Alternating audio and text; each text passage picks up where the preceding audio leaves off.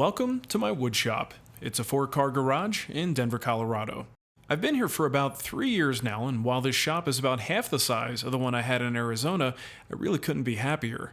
In this tour, we'll talk about layout, tools, storage solutions, security, courtesy of SimpliSafe, additional tech, and my favorite safety-related features. I've done a lot of upgrades in the 3 years that I've been here, but the most significant change came this year when I hired this guy, my brother-in-law Jason. So let's start by talking about layout. So people always say that the table saw is the heart of the shop, and that still holds true for me. I've got the table saw almost dead center, and everything kind of happens around it. Layout in a shop is really important, so we have it set up so that near the door we have our storage. That's where material comes in, goes against that wall, and then we could easily take that over to the chop saw. Having the chop saw near the door is really important too. Once we break the material down, then we're going to take it over to the jointer, process it from there to the planer, possibly the drum sander, and then roundabout to the table saw to finish for the final operation. Over here, of course, I've got my workbench. It is just a little bit offset from the wall so I could work on all sides. And I really think it's important, if possible, to have windows near your workbench. Natural lighting is a great thing for visibility and just being able to see what you're doing. So I've got a nice, decent sized window over here, as well as one just behind this side. Now, if you have a location that's literally right in front of a window, that's great. I just don't have the option to do that here. And behind the workbench, strategically located where I can easily access everything, you can see all of my hand tools. Now over here, I've got my Festool multifunction table. The primary use for this, for me, is breaking down sheet goods. If I need to make nice square cuts on sheet goods, this is how I do it. But layout isn't always perfect, unfortunately. Over there, all the way by the front door, is where we lay down foam sheets, and that's how I do my initial processing of sheet goods. We cut it down, then I bring it back over here. When it comes to layout, in most of our shops, we can't master design these things, so we just do the best with what we have. Another important thing that I considered was a layout of dust collection, and that relates to where your tools are positioned. If you've got big power tools scattered all over the place and you want to do ducting, it's going to be really difficult to get that stuff to those tools.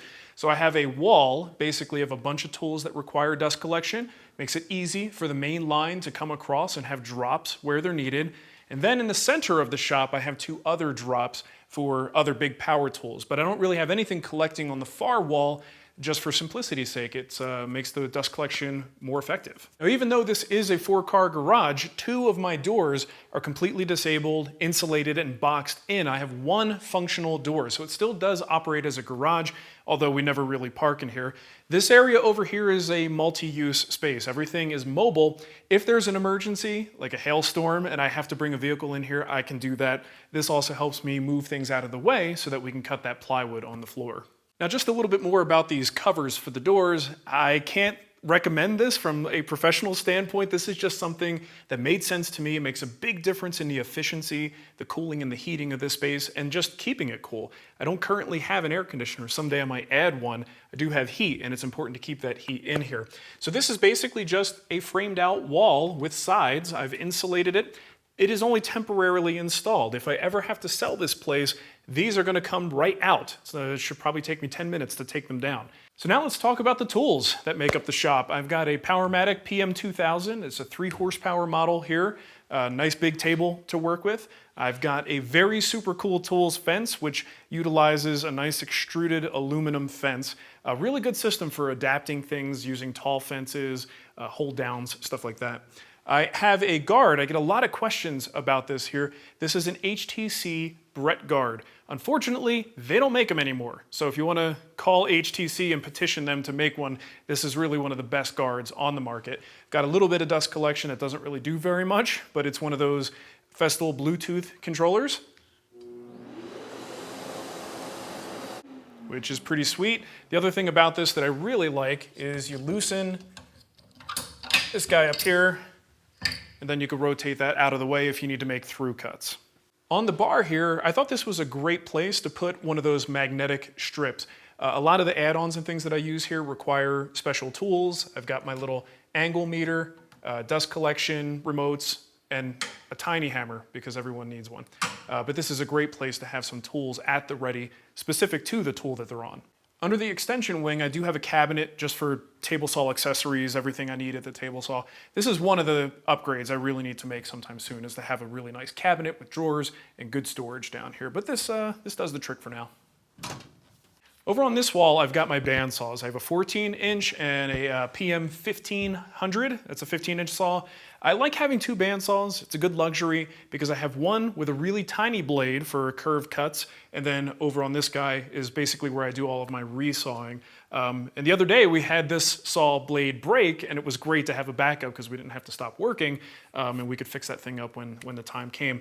Obviously, I'm a big fan of Powermatic. They've been a sponsor of ours for years, so you're going to see a lot of Powermatic in this shop.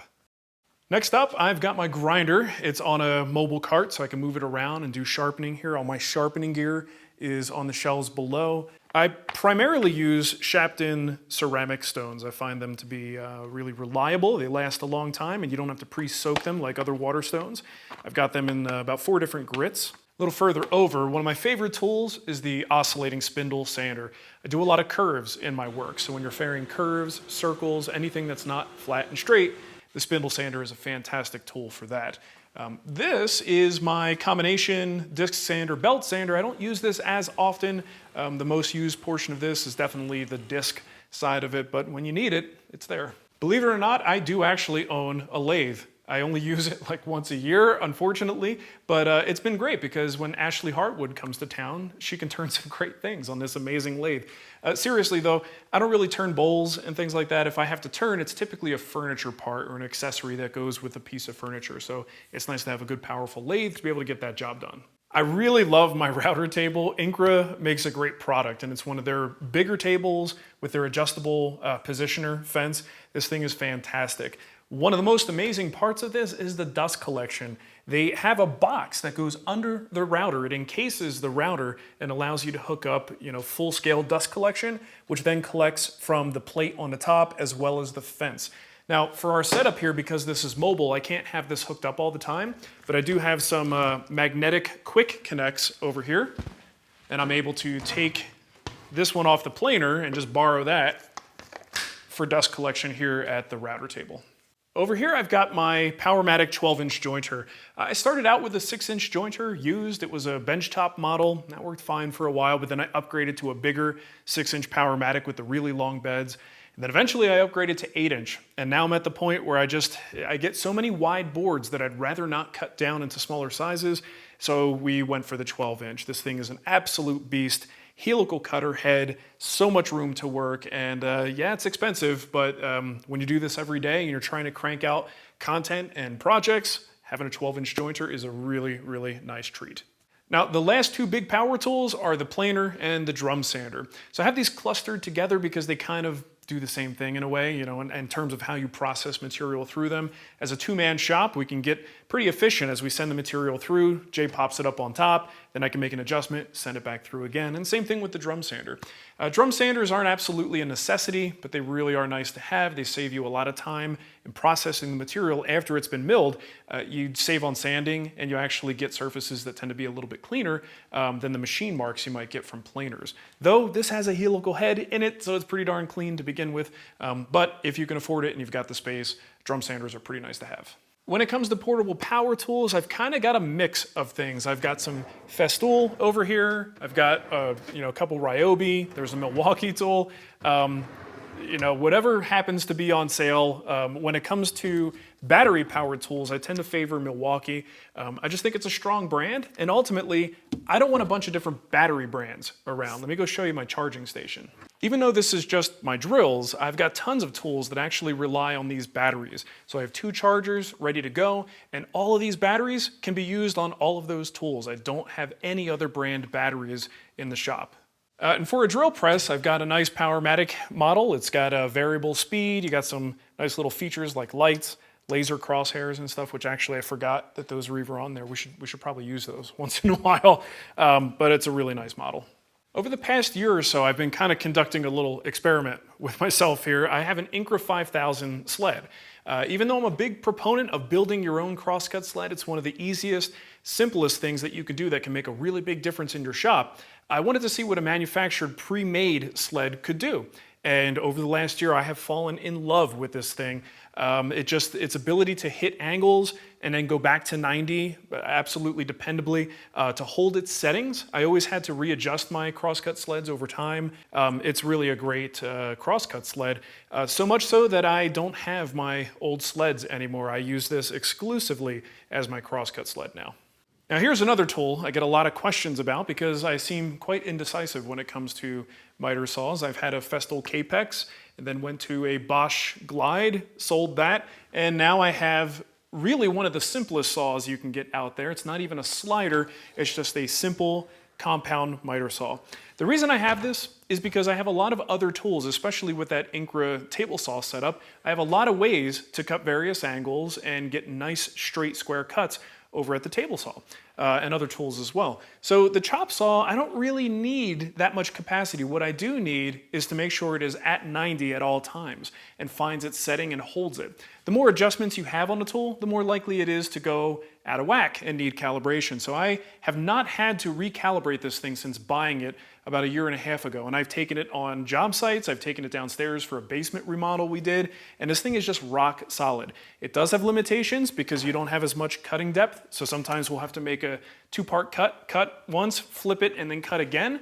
But it's a small price to pay for the dependability that we have here. Dust collection is not great. It does something, but it's not perfect. That is one aspect that I really miss about the Festool Capex. But given the price of this thing, it's probably worth the compromise. Behind me here is my workbench. It's a split top Rubo. We've built this project in the Guild and you can get access to the plans right now if you want to. Fantastic workbench. It's really a workhorse and you can pretty much add anything onto it that you want. I've got bench crafted hardware on there, both the leg vise and the tail vise over here.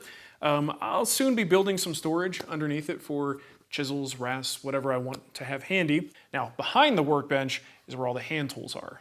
So I generally consider myself to be something of a hybrid woodworker. I actually wrote a book called Hybrid Woodworking that talks about the methodology that I and a lot of other woodworkers use. That means that I actually use power tools for the grunt work, and then I do a lot of the fine stuff using my hand tools. So my tool collection kind of reflects that. I don't have as well-rounded of a hand tool setup because I have very targeted things that I do. So finessing joinery is really important to me. So I've got things like a nice router plane here. I've got some shoulder planes on this side. I've got a basic selection of saws, but most of the time I'm not cutting my joinery using hand saws, but sometimes I need to, and I've got them for that. You know, my basic set of planes here, I've got a smoother, a nice low angle jack, a jointer plane. I don't use it very often. I find the jack plane does most of the jointing operations I need to do. And of course, I've got a big jointer, so I don't use it that often. Block planes are fantastic, and this is my favorite little guy. He's so tiny, but sometimes you just gotta, you know, when you need a little edge treatment or something, this little plane is fantastic.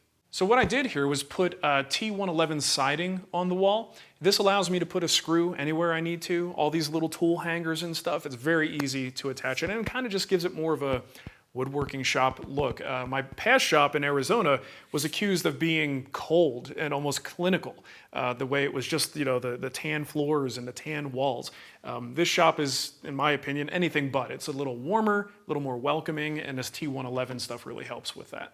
So now that I've shown you some of the most expensive tools in my shop, let me show you what I'm doing for security, thanks to our friends at Simply Safe. I like the sound of that. I grew up in kind of a rough neighborhood in New Jersey, and my house was broken into 2 or 3 times when I was a kid, and that really left a lasting impression on me as to securing my home. And I knew one day when I got older and could afford it, I would have a security system. So Nicole and I have had a number of security systems on our homes over the years, including the ones from the big companies as well as DIY solutions. And I haven't ever been really completely happy with everything. The most secure professional ones cost too much, and then a DIY solution just kind of have a toy-like quality to them, and I don't really feel like it's doing a whole lot for me. So enter Simply Safe. This is a company I'm really happy to be working with because I needed a solution to help secure not only my home, but my shop. Of all the smart home and security solutions I've used, the Simply Safe system is the most straightforward to set up. Simply plug in the base station. Welcome to Simply Safe. And begin adding components. There's no complicated integration process here. Just remove the battery tab, press the button on the component, and give it a name. Now choose a name. Simply Safe has a nice variety of sensors to accommodate any home or shop, including window and door sensors, glass break sensors, motion sensors, and even freeze and water sensors, just to name a few. The sensors install easily using screws or the included adhesive strips. An incredibly thoughtful feature is the inclusion of tabs that allow you to later remove the components without damaging the wall or the woodwork. To bump up the security in the shop, I added sensors to the door and window, as well as a camera and motion sensors. The camera is crystal clear and provides a nice view of the shop. It makes it easy to identify any jerk that thinks about running away with my favorite tools. I have a new wood shed that I'll show you later on, but I was able to install a door sensor as well as a smoke alarm in that location. Now, the 24/7 professional monitoring gives me a peace of mind, and unlike other solutions, it doesn't cost an arm and a leg. It's about 50 cents a day with no contracts. And the system continues to work if there's a loss of power, a loss of Wi-Fi signal, or even if the system is attacked during an intrusion. Whether you have a standalone shop or one that's attached to your home, SimpliSafe will protect your tools and home so you never have to worry. While my old security system was nice, it was easily foiled by meat products or squishy toys. Check out simplisafe.com/woodwhisperer to put together your custom security solution. So let's talk a little bit about storage. Lots of things to cover here. First of all, as I move this out of the way, this is just a little Rubbermaid cart. Highly recommend them for small parts as you're working on a project. It's nice to kind of keep everything organized, but also have it mobile so you can move it around. So let's start with lumber storage. In this shop, I didn't have a whole lot of options. I needed a place to store some sheet goods and then of course some solid stock. So here we have a high section that's reserved for at least 4x8 sheet goods. We can't go much higher than that, but you can see most of the stuff we have will fit here. Over here, I have these brackets. Now, these are ones that I purchased. You can see them, it's a closet-made brand, but they have another grade that's for garages. And I believe it's at a higher weight rating, so it can support more weight. Each of those vertical pieces are screwed into the studs in the wall. And then the very top, there's a additional support that's added that's screwed up into that top plate in the wall structure where it meets the ceiling. You do have to be concerned here with safety though. You want to make sure that anything on that shelf is far enough away from that rail that when the door comes up, it is not going to knock a board down. Ask me how I know. This is what happens when an 8-quarter walnut board falls off of that shelf. So I will need to fix this at some point. But this storage issue is one of the reasons why we built a lumber shed. So this is our new 8x10 shed. It's not just a lumber shed. I've got lawnmowers and all kinds of lawn care items and snow shovels and things that have to be stored in here. But for me, primarily, it was intended to be a place to store extra wood, so I didn't need to have as much storage in the shop. Now, we do live in a HOA area, so we're kind of restricted on what we can do, but ultimately this is going to give us a lot of extra space. Inside here, I've got some floor mats that will allow the floor to breathe, just in case there's any water penetration in there. It also keeps the wood up off the floor. It's not directly on the concrete. For the wood storage, I went with vertical storage. There's no reason you can't store, good quality dried hardwood vertically, especially when it's on a steep angle. There's hardly any weight on it, and it works just fine. So these racks I picked up at Grainger. I think they're actually intended for storing things like pipes and pipe stock, but it worked just fine for wood. Keeps us nice and organized. And then, of course, all of my lawn care stuff is along the other wall. One of the most significant storage upgrades in my shop was this miter station. It's not just a miter station, it's cabinets with banks of drawers and lots of storage, but it also serves as support for anything that we cut at the miter saw. Now you'll notice mine does not have a fence. There was this whole thing that we did when we released this project. It turned into kind of like a hashtag campaign of sorts about getting rid of your fence. I'm a believer in the fact that you don't need a fence on a miter saw. It just gets in the way. So without a fence here, I have all this useful space. I don't have a vertical piece of material that's in my way. It works great, and I haven't had any issues with it at all. So let's take a look at the storage we've included here. So inside the doors, I've got a series of pull-out shelves. I like the idea of a shallow shelf because it makes it easy to get to these tools. And these are on full extension, might even be over extension slides, making it very easy to get to the back. But I have doors on here to keep the dust out. Another thing you'll notice is I don't have any toolboxes. When you're a static woodworker in the sense that you don't go on job sites, toolboxes make no sense at all. They just take up a ton of space. So all of my tools are here, easily accessible, and I don't have to worry about taking up extra space with big blow mold plastic boxes. On my right side, I've got a bank of 10 drawers, and sometimes you just need full-on drawer storage. Dougie, you're not helping. So in each one of these, I've kind of had it sort of dedicated to a certain type of tool, which is a nice luxury if you have the storage space for it. Now, even though my router table is all the way over there, I really needed more storage for bits. So I found these foam inserts that you can cut to size and put inside drawers that have holes for 1/2-inch bits and 1/4-inch bits, and even metric, I guess, what is it, 8mm? These work so good, and are not really expensive at all. Highly recommend them, and look how nice and organized you could be. Now, something that's been an old standby of storage in any shop for years has been pegboard. And it's fairly inexpensive, easy to make little frames, but the pegboard material itself can kind of wear out. So it's been interesting to see how companies have come around recently that improved pegboard. So this is some wall control pegboard. They've got a very unique system of how everything slots in, and it's very secure. But what I love about their system is they have lots of add-ons and shelves, specifically for things like paint cans, screwdrivers, stuff like that. So really interesting system. So that's wall control. Let me show you another one. And this one is System X storage. This is basically the Cadillac of pegboard. It's stainless steel. The weight capacity on this stuff is insane, and it's kind of workshop bling in a way. But you can see I'm using it to hold my saw blades, some hammers, things like that. But if you've got the budget, this is a really cool system. So as you can see, I've got a pretty good collection of clamps, and storing those is always an issue. This isn't something that's really changed much for me over time. I've had jet clamps and basically the same amount and variety for a long time. I've got a nice little clamp rack. We have an article on how to make that on the website. Down here, I've made use of some of Rockler's racks. They actually make these really nice right angle slotted racks that are just very quick and easy, and I needed a way to hang these, and that really fit the bill nicely. Now over here, I've got my F-style clamps and all kinds of doodads, doohickeys, dingle hoppers.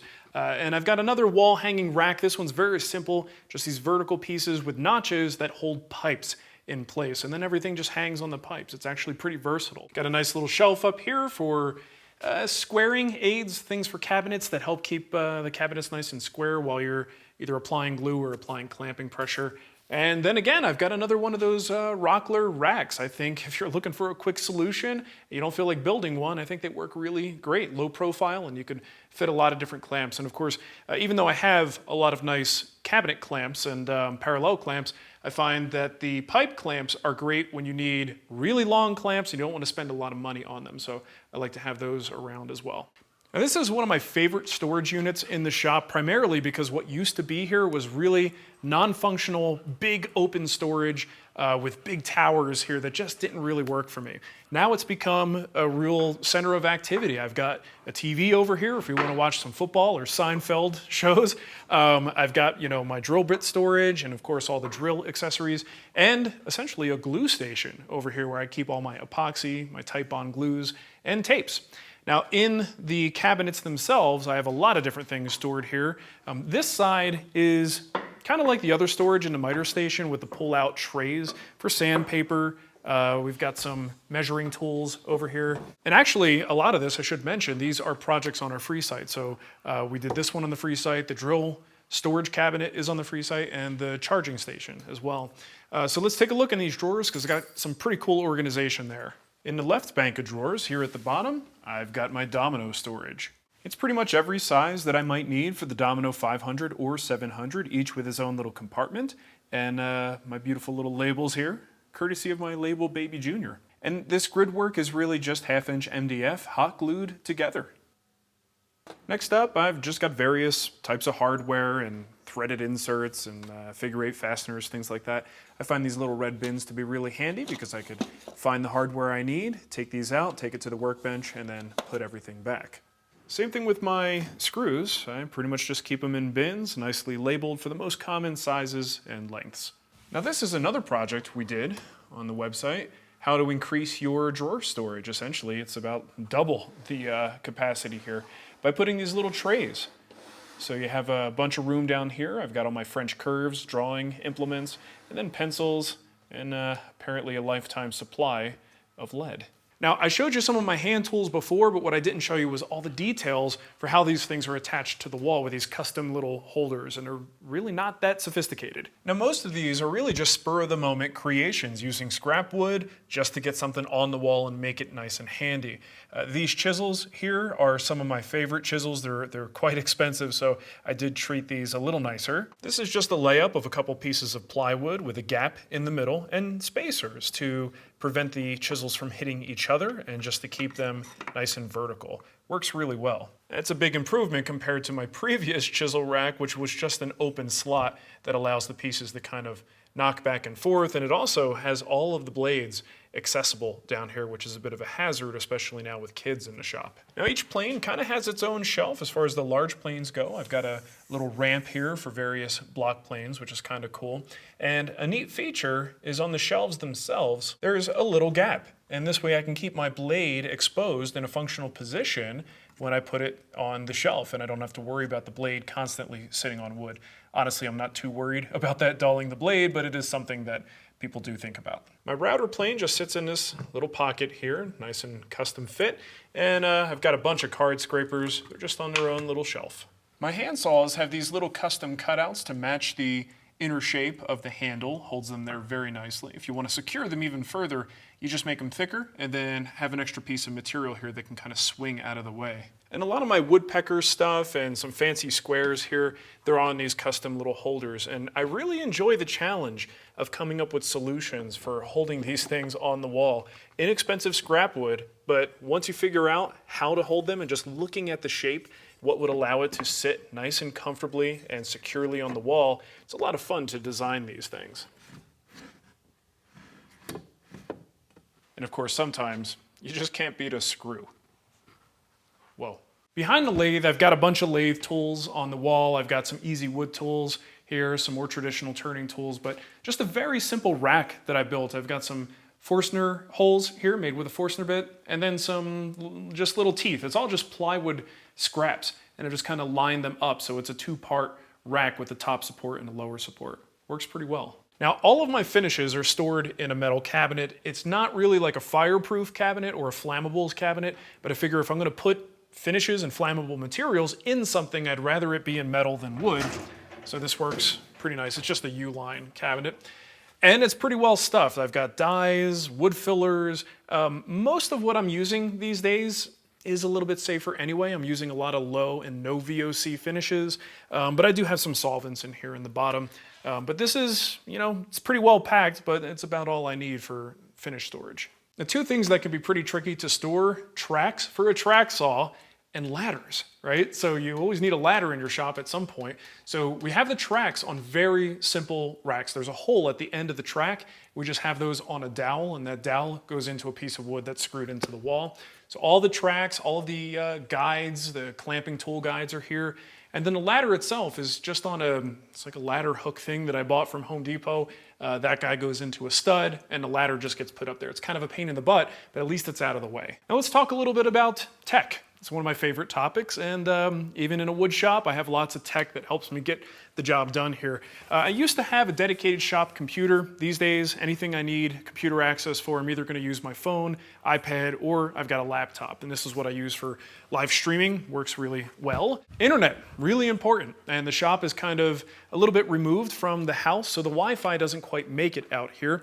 So I do have a mesh network system.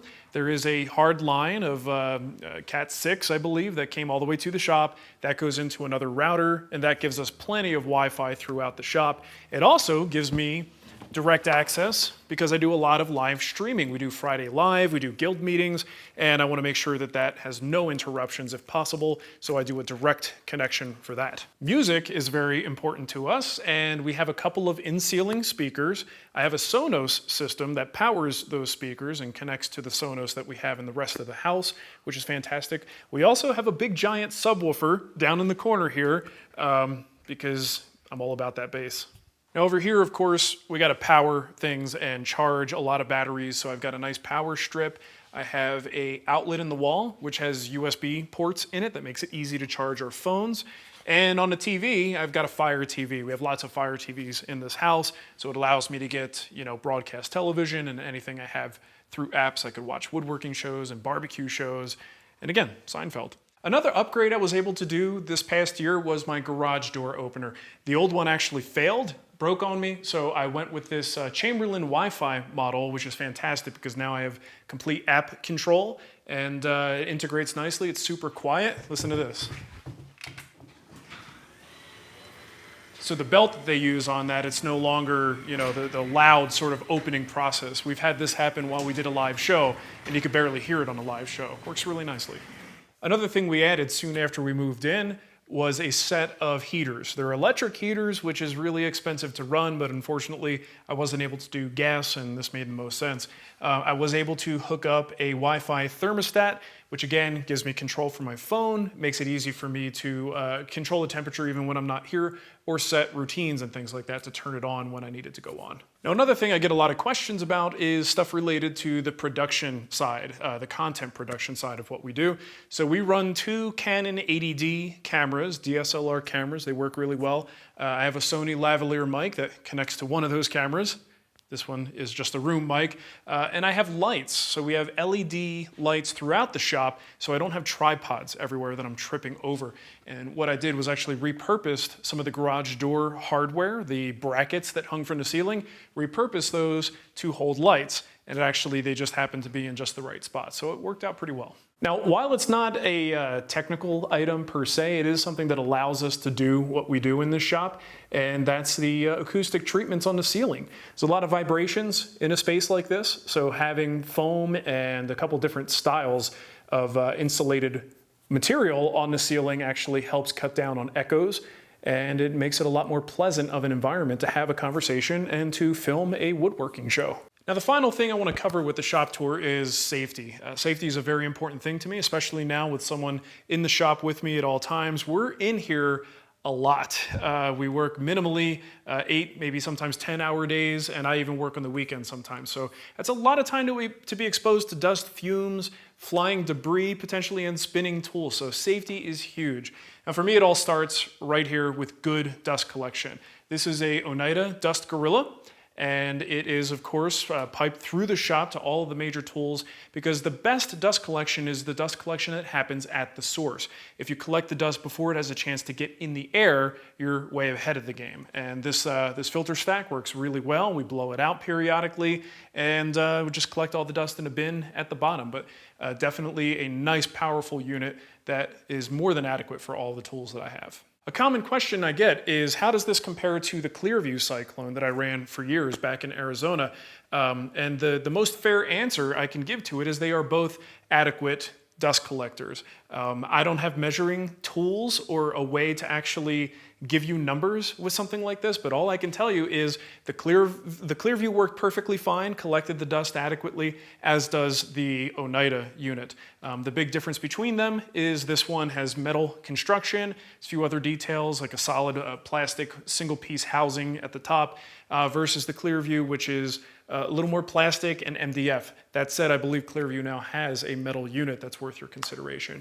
Both are great dust collectors. Now, related to the dust collection, we actually did a video about this not too long ago. We have automated blast gates from IVAC.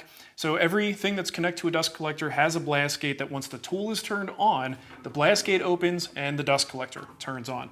These things have worked great. I can't say they've been flawless. We've had a few that have malfunctioned and had to be replaced, and I believe there was a firmware upgrade that made them work perfectly. And so far, so good with the replacements. They've been fine, but since I did the initial video, I have had a few problems, but they were very quick to fix those. I really like to be comfortable in my shop.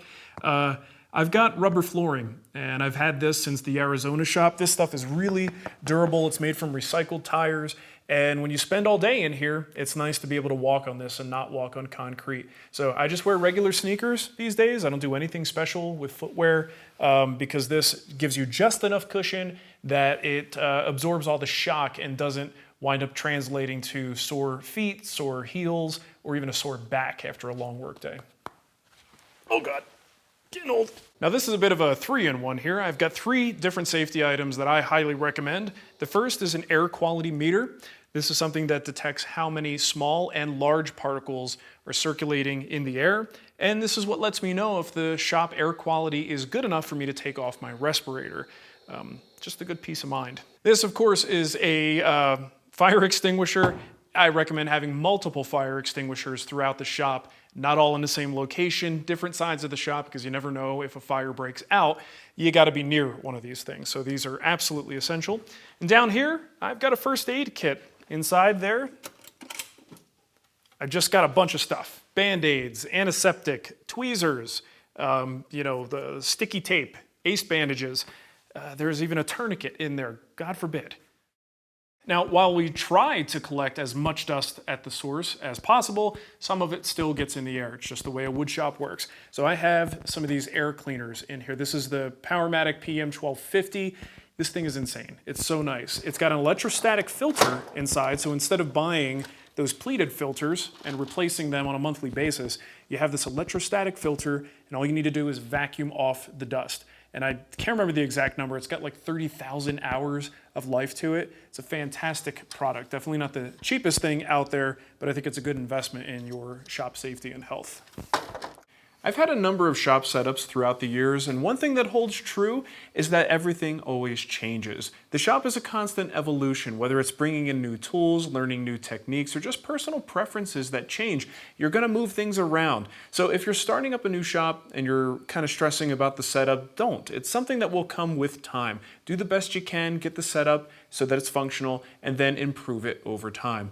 And as long as I've been doing this, even this year, I've had to second guess some things because I added a new variable with another person in the shop. And sometimes things that made sense before, they don't make sense anymore. So we have to make changes.